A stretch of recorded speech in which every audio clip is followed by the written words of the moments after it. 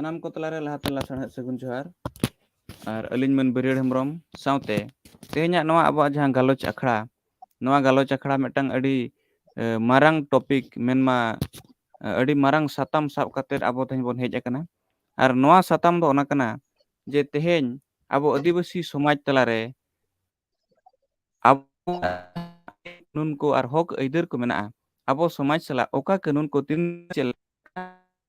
ᱢᱮᱱᱟᱜᱼᱟ ᱱᱚᱣᱟ ᱠᱚ ᱤᱫᱤ ᱠᱟᱛᱮᱫ ᱵᱚᱱ ᱵᱟᱲᱟᱭᱟ ᱟᱵᱚ ᱡᱟᱦᱟᱸ ᱱᱟᱦᱟᱜ ᱢᱮᱜᱷᱨᱟᱭ ᱥᱚᱨᱮᱱ ᱜᱚᱢᱠᱮ ᱛᱟᱹᱠᱤᱱ ᱡᱟᱦᱟᱸᱭ ᱫᱚ ᱟᱹᱫᱤᱵᱟᱹᱥᱤ ᱥᱮᱸᱜᱮᱞ ᱚᱵᱷᱤᱡᱟᱱ ᱨᱮ ᱧᱩᱛᱩᱢᱟᱱ ᱱᱮᱛᱟ ᱞᱮᱠᱟᱛᱮ ᱢᱮᱱᱟᱜ ᱟᱹᱜᱩ ᱟᱠᱟᱫ ᱠᱤᱱᱟ ᱟᱫᱚ ᱵᱚᱱ ᱵᱟᱰᱟᱭᱟ ᱩᱱᱠᱤᱱ ᱛᱩᱞᱩᱡ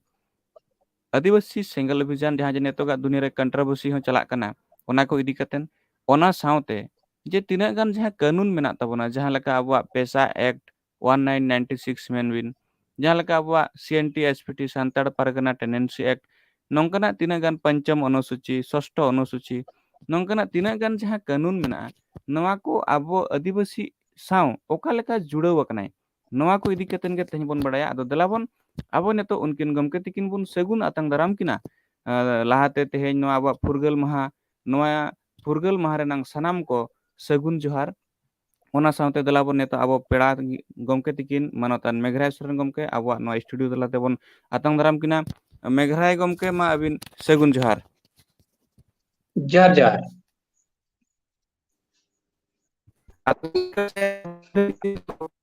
ᱠᱟᱛᱷᱟ ᱢᱟᱲᱟᱝ ᱥᱮᱫ ᱵᱚᱱ ᱞᱟᱦᱟ ᱤᱫᱤᱭᱟ ᱟᱹᱰᱤ ᱦᱟᱱᱛᱮ ᱱᱟᱛᱮ ᱵᱟᱝ ᱠᱟᱛᱮᱱ ᱜᱚᱢᱠᱮ ᱱᱚᱣᱟ ᱟᱹᱵᱤᱱ ᱴᱷᱮᱱ ᱟᱵᱚ ᱵᱚᱱ ᱢᱮᱱ ᱦᱚᱪᱚᱭᱮᱫᱼᱟ ᱡᱮ ᱧᱮᱞ ᱵᱤᱱ ᱯᱮᱥᱟ ᱠᱟᱹᱱᱩᱱ ᱱᱚᱣᱟ ᱢᱮᱱ ᱞᱮᱠᱷᱟᱱ ᱟᱵᱚ ᱪᱮᱫ ᱵᱚᱱ ᱵᱟᱲᱟᱭᱟ ᱪᱮᱫ ᱮ ᱵᱩᱡᱷᱟᱹᱜᱼᱟ ᱢᱤᱫ ᱦᱚᱲ ᱯᱮᱥᱟ ᱠᱟᱹᱱᱩᱱ ᱛᱮᱦᱮᱧ ᱡᱟᱦᱟᱸ 1996 ᱨᱮ ᱯᱚᱧᱪᱟᱭᱮᱛ ᱥᱚᱢᱯᱨᱚᱥᱟᱨᱚᱱ ᱚᱫᱷᱤᱱᱤᱭᱚᱢ ᱡᱟᱦᱟᱸ ᱟᱵᱚ ᱟᱹᱫᱤᱵᱟᱹᱥᱤ ᱠᱚ ᱴᱚᱴᱷᱟᱨᱮ ᱛᱚ ᱛᱮᱦᱮᱧ ᱟᱛᱩ ᱴᱚᱞᱟ ᱠᱷᱚᱱ ᱮᱦᱚᱵ ᱠᱟᱛᱮ ᱯᱚᱧᱪᱟᱭᱮᱛ ᱠᱷᱚᱱ ᱵᱞᱚᱠ ᱠᱷᱚᱱ ᱡᱤᱞᱟ ᱯᱚᱨᱤषद ᱨᱮ ᱡᱤᱞᱟ ᱯᱚᱨᱤषद ᱪᱮᱭᱟᱨᱢᱮᱱ ᱡᱟᱦᱟᱸ ᱡᱟᱭᱜᱟ ᱨᱮ आदिवासी एरिया ᱨᱮᱜᱮ ᱛᱮᱦᱮᱧ ᱯᱮᱥᱟ ᱥᱮ ᱯᱚᱧᱪᱟᱭᱮᱛ ᱪᱩᱱᱟᱹᱣ ᱫᱚ ᱛᱮᱦᱮᱧ ᱦᱩᱭᱩᱜ ᱠᱟᱱᱟ ᱛᱚᱵᱮ ᱱᱚᱰᱮ ᱱᱚᱣᱟᱜᱮ ᱵᱟᱰᱟᱭᱚᱜ ᱠᱟᱱᱟ ᱛᱮᱦᱮᱧ ᱟᱵᱚ ᱱᱚᱣᱟ ᱯᱮᱥᱟ ᱟᱫᱷᱟᱨ ᱛᱮ ᱟᱛᱩ ᱠᱷᱚᱱ जिला परिषद चेयरमैन धरी जहां जगह रे आदिवासी मेना को ओना दो आदिवासी के को हुई दाड़ेया उनको के तहें ओना पेशा आधार ते मालिकाना रना हक अयदारी पेशा तलाते आको ठेन ओना सरकार से आबो ठेन ओना जिम्मय एमका से मालिक रेया आबो आबोते शासन रे आतु दिसम रे तहें स्वशासन व्यवस्था तहें जुदी बन मेना तहें जुदी जहाना उनकाना विचार आचार हुयुआ इना खान वार्ड मेंबर खन सरपंच तला नोंडे के विचार दो हुयु आर नोआ दो पेशा आधार ते गोंके नय किछि दिन लाहारे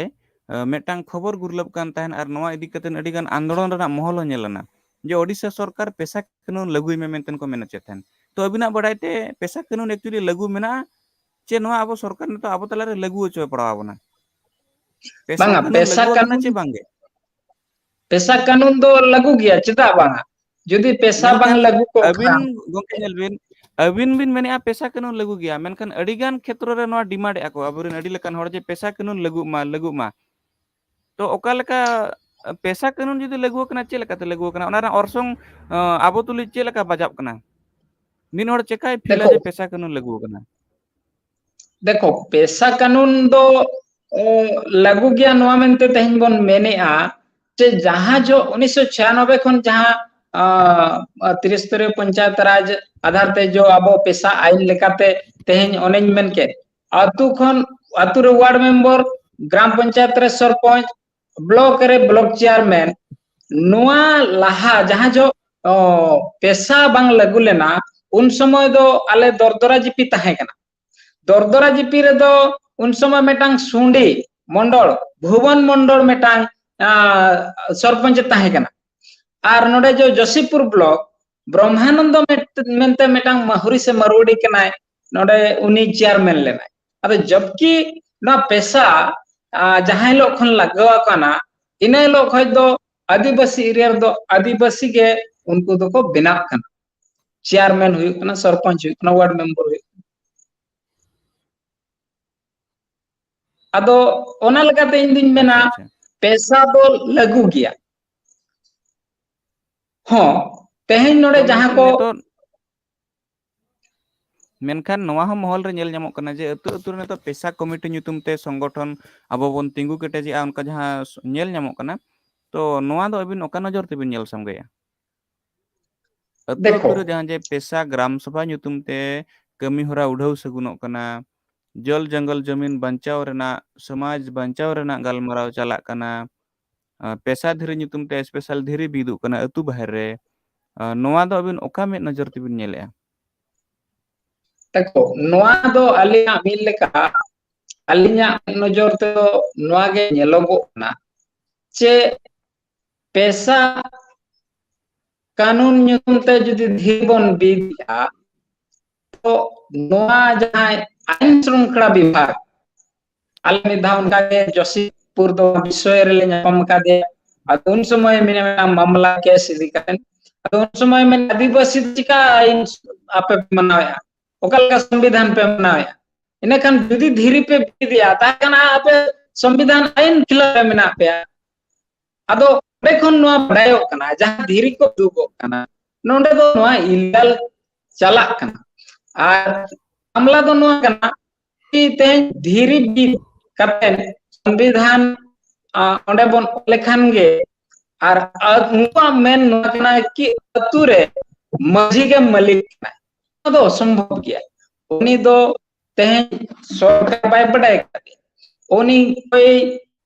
पॉलिटिकल से राजरी होते उनी दो बाय तो तेहे ओंडे जो विश्व स्टेशन खन ओंडे आईएएस जहां मते किया जे तबे उनी आले में अरेस्ट कोपे जदी कोई धीरे बीत आए पत्थर गाड़ी को जदी इना काम को अरेस्ट कोपे अबे मने हो अरेस्ट को इन फ्यूचर अब नोआ दो मिल लेका तेहे अतु दिसम रे जहां पैसा से panchayat extension act for schedule area जहां बन मेनेआ ओना लेकाते जहां पवा आबो बन न्यामा तो ओने आर जहां तिना अधिकार तहन कना जहां के सरपंच से वार्ड मेंबर को बिना जिला परिषद चेयरमैन को जहां को बिना कना होय दाया उनको ओनाता पावर से अधिकार उनको बकोचे तो इंतु धीरे भी दो एकाल मिल लेका दो न संविधान आईन विरोधी कमी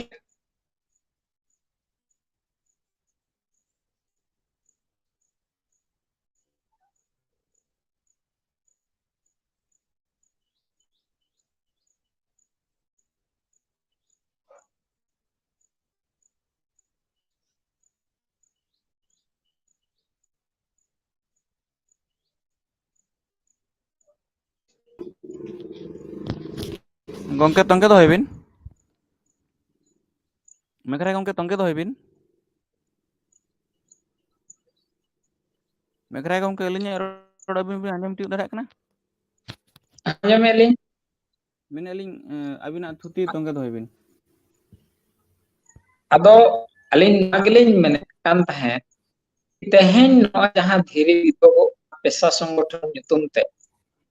आर किछि गान मारेन पेशा आयुरिया जहां ना कोआ उनको नो हर को ले ako kana जे पेशा ग्राम सभा रजिस्ट्रेशन 10,500 टका उनका हो इन कथा अंजम का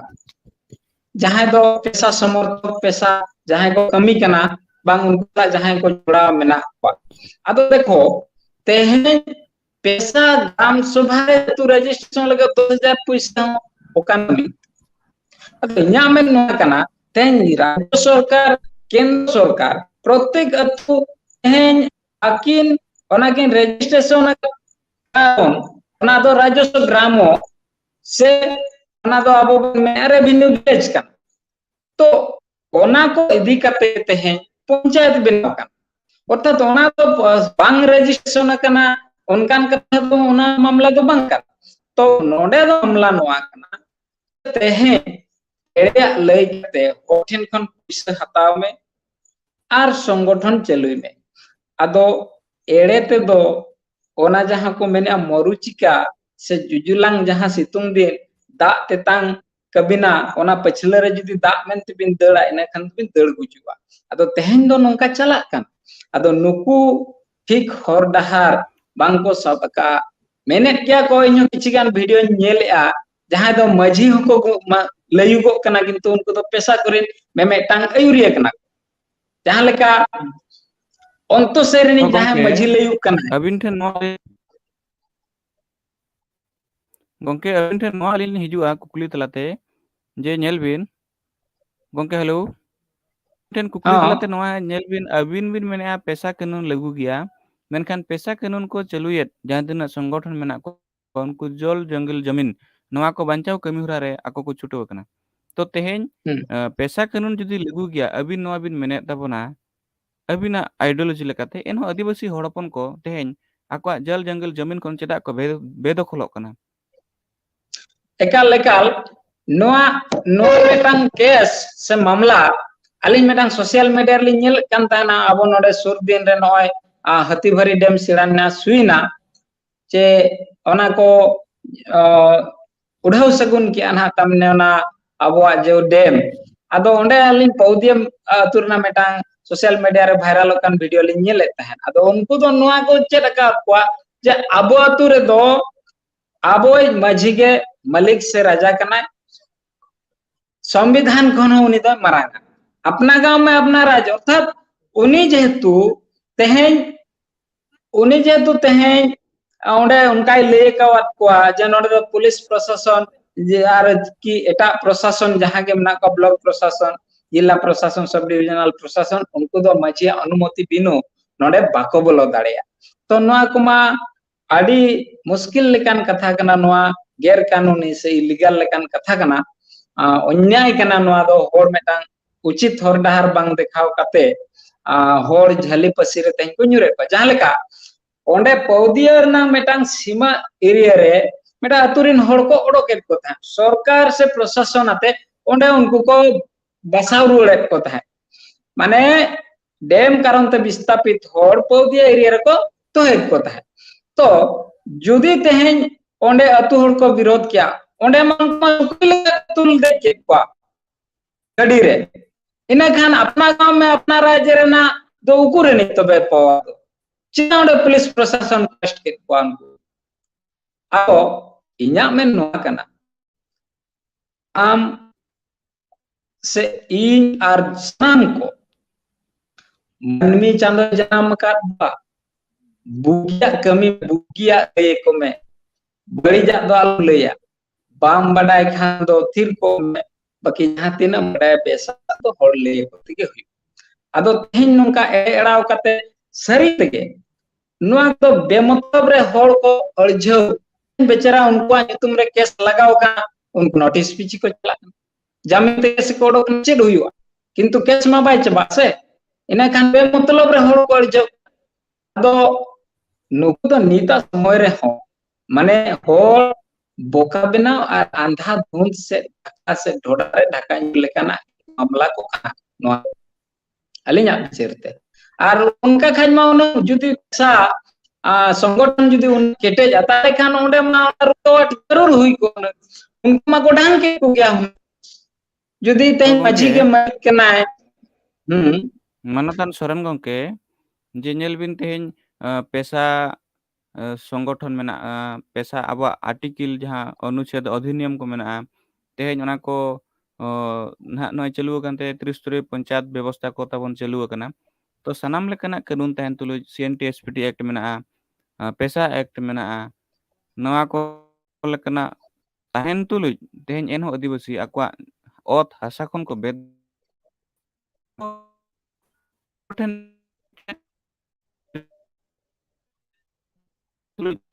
आदिवासी रो रास्ते हिजुक माने नोई आदिवासी हिजुक कान दिन रे सुलुक और सुख रेनांग जीवी खांडाव लगिनते ओका लेकना तड़ाम डहार अपनार हुया तो अलिnya मेन दो नोआ कना अबिना जहां कुली कना तेहेन आबो ठेन CNTSPT हम मौजूद किया पंचायत जहां चुनाव चला कना जे संविधान अधिकार आधार ते जहां अभी जहां कुकली कना देखो इन्या में दो नवा का कि तेहें संविधान से अधिकार के सीएनटी एसपीटी तो नवा चिरे मेने नवा जोथात चेक काना सठिक डहार ते जुदी बाबिन तड़मा तो इना खा अबिन दो ओकारे हो से आदिवासी दो ओकारे हो बाको दु पंचा वार दारे हापिन दिन रे नुको डायनासोर लेका अब संको चाबा तेगे अदो इन्या मेन होर बांग दि भरमित कते आओ सठिक हर डहार और अयुर कुमा जहां दो उनको गपा संविधान आईन से पुलिस प्रशासन हो गड़ो हुआ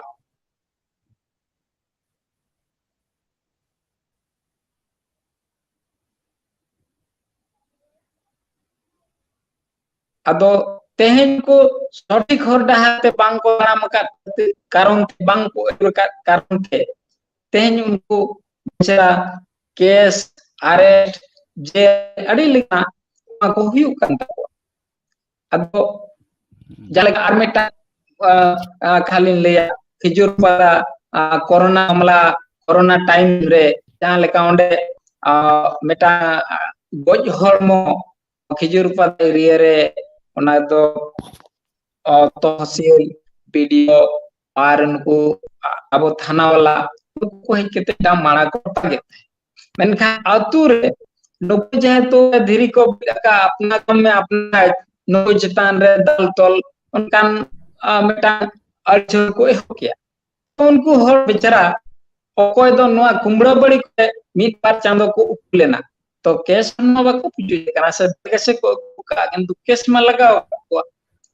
तो देखो नो नो तेहें पेशा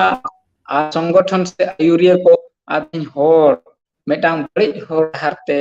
इदी कते मेटांग अंधा धुंध रे मेता तुलुई तेहें को पूरा अंधा से कोकलो सजाव आगुका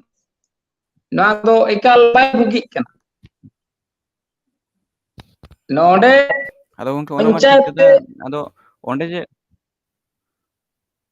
अलिnya मेन दो नवा कना मेन मा नेल बिन नवा इदी कते ने ओंडे जे जहां खिजुर पदा अतु ना केस उन बेड़ा ताहे कना एक्चुअली ओना मेटांग माणा जहां दो अतु गोराम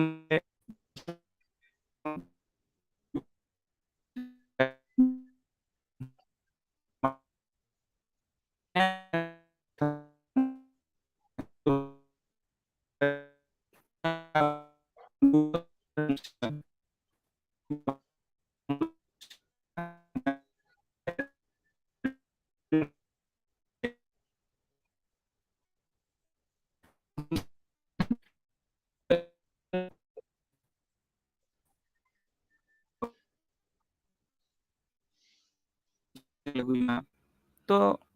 पेशा कानून हुनंग बांग ताहेना इनखान व्यवस्था को अब जहां स्वायत्त शासन व्यवस्था नोडे खन बाय राकाबा हुनंग तो जहां जे हिजुक कन अब जे जहां लघु कथा बन मेन ओचय तबना पेशा तो ओका लका लगुआ अबिना बड़ायते जहां जे अडिगान माने गांवता को ताला है को डिमांड जे पेशा संगठन बन लगुया सरकार ना लगु आले में तो चेलका बन लगु चिया नवा नंग मेरिट चेट कना आर पेशा एक्ट दारायते नवा अबवा तिना भलाई ओका लका बन वारो आ दुख हरकत करे खन अब सला नुया सगई चेलका मेना थाय अच्छा देखो इया इया जहां तक बड़ाय इन हो जहां तक माने आदिवासी बड़ीजा से जहां बांग बड़ाय रो और होड़ नवा को नेला वीडियो वायरल हुआ तो देखो इया हिस्से दो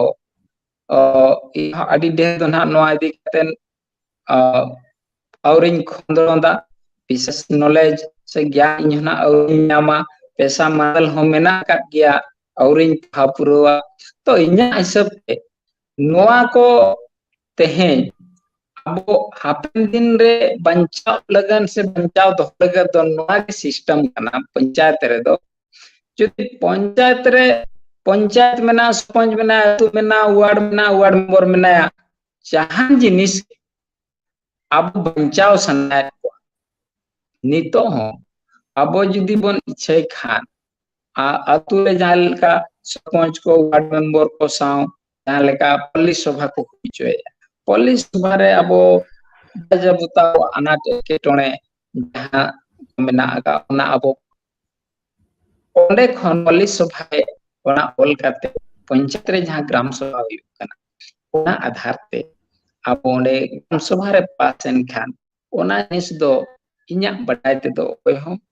उना अवसान ते दो को काटी दाड़िया तो ओना आधार तेगे आम विस्थापन रे हुई आर जहाना हक अयदारी कथा हुई जे तेहन सरना धर्म उन्नांग कथा हो यदि ओंडे खन हुई दाड़िया हुना मेनखान नोआ अडी गान होर abo tehny noa bako biuti okate noa hok power ado ona lekate tehny noa ko bang jalak kana pakai protek atu re polis bhai noa hona judi abo unku ko ola je ale node do bale saha noa do al adhikar kana o thata bir naik kana le tehny polis bhai ge olte gram sokre pas to na beja lekha na to bako kati tare nya baite तो आरो जुदी chain उनका मजबूती ताही को गया आइन को जेहेतु आइन कमिटी उदुग सत्ता सदर नोआ tina संपत्ति जोथात बनु renang kana आदो चे bang kana गमके नॉय नोंकना सिस्टमेटिक को मेना अतु टोला खन सरकार धरि दाबी सेटर renang मतम व्यवस्था मेना आबा पंचायत राज व्यवस्था तलारे नोआ को तलारे तेहेन अतु ग्राम रे धीरे बीर कतेन पेशा संगठन उदुग सदर और पेशा कमिटी बेरे रकाब नोआ कोरेना तना लगती है ना हाँ चे बनुआ देखो इया हिसाब दो नोआ दो काल लगती दो जना बनु आदो आबो नोय तेहेन बन किया कि जुदी चलाkan या पेशा के पंचायत चुनाव हुयुक कना ina kan karena do ekal लगती बनु तो पेशा ना गाइड चेक लइया ना मैनुअल चेक लइया तो ओना फ्लो कते सिस्टम ते बो ताम लेखा नोआ कोई आवश्यकता बनुआ अब पैसा धीरे से संगठन चलू गया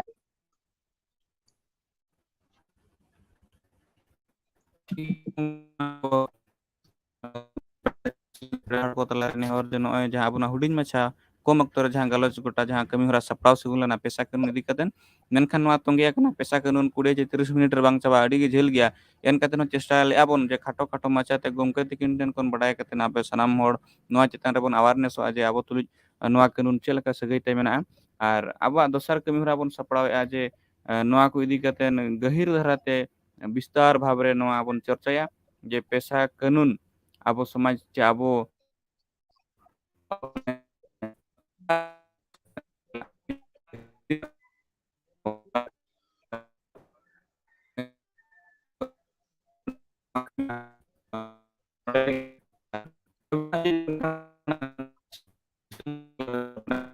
जहाँ बकी को ताहे को खन तलारे कम ऑक्तो अबिन बन दावा बनबेन कना उना ऑक्तो तलाते दिसोम हर को बिना संदेश बिन सदर को मानतान मेघराय गंके